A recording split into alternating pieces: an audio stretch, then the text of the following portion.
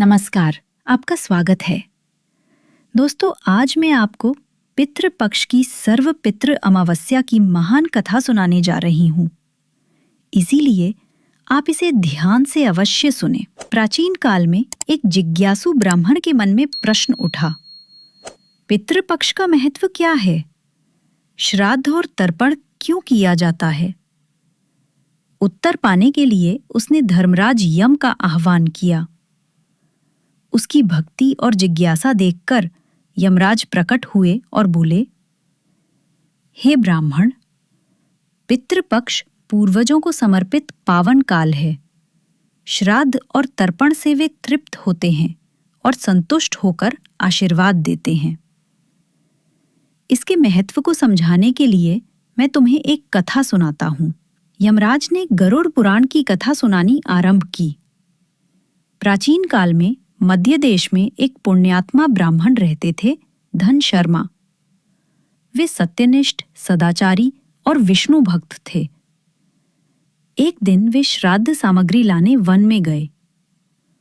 वहां उन्हें एक भयंकर दृश्य दिखाई दिया।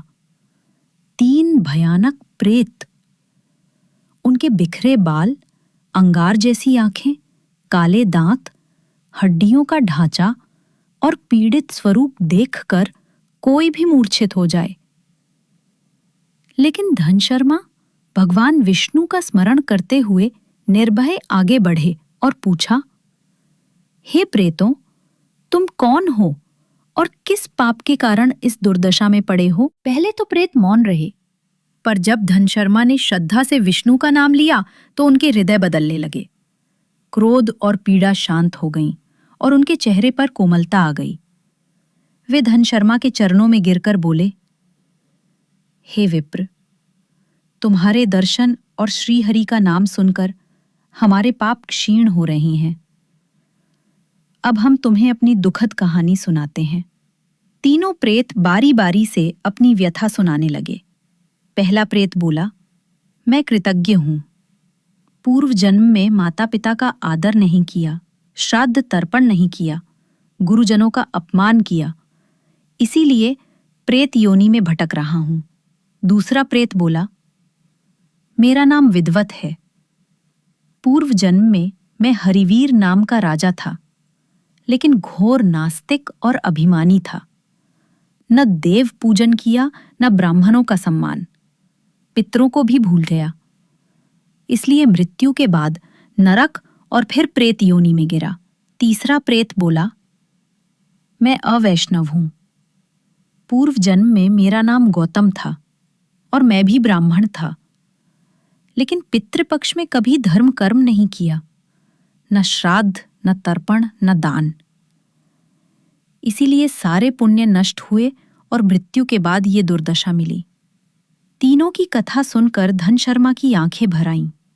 वे बोले, आप लोग बताइए, मैं आपके लिए क्या कर सकता हूं? तब तीसरे प्रेत ने कहा, मेरा एक पुत्र है, धर्मशील और श्राद्ध विधानों को जानने वाला।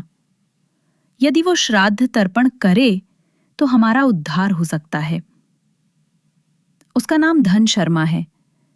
यदि तुम उससे जाकर कहो तो वो अवश्य हमारी मुक्ति करेगा।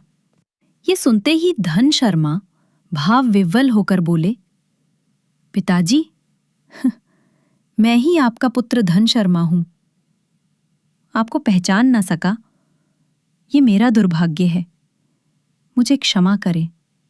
ये सुनकर प्रेत गौतम उनके पिता की आंखों से भी आंसू बह निकले। उन्होंने पुत्र को गले लगाया और कहा, वत्स, भगवान ने तुम्हें हमारी मुक्ति का साधन बनाया है। अगली अमावस्या को विधि पूर्वक श्राद्ध, पिंडदान और ब्राह्मण भोज करना। इससे हमारी 7 पीढ़ियां मुक्त हो जाएंगी। धन शर्मा ने पिता की आज्ञा मानकर अमावस्या के लिए तैयारी शुरू कर दी।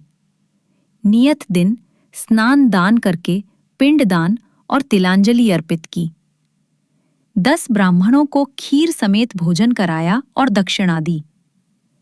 7 घरों में जल भरकर दान किया और हृदय से प्रार्थना की, हे पितरों, तृप्त होकर मुक्त हो जाएं। श्राद्ध पूर्ण करने के बाद वे उसी वन में लौटे जहां कल तक 3 भयानक प्रेत थे, वहां अब दिव्य प्रकाश फैला हुआ था। 3 दिव्य पुरुष प्रकट हुए, तेजस्वी, प्रसन्न, रेशमी वस्त्रों से आभूषित।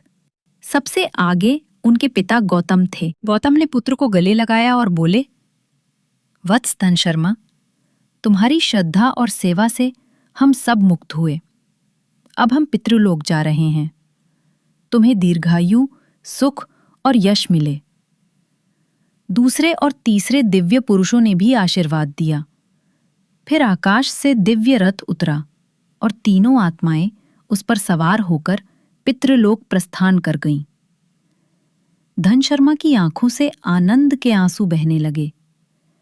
तभी यमराज की वाणी गूंजी, हे ब्राह्मण, देखो, श्राद्ध और तर्पण से पितृ प्रसन्न होकर मुक्ति पाते हैं।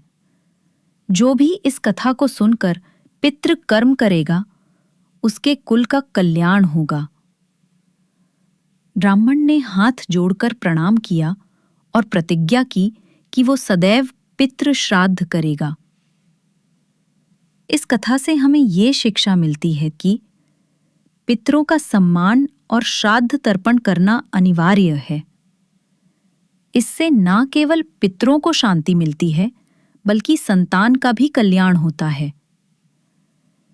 पितृ देवो भव, पितरों को देव तुल्य मानना चाहिए।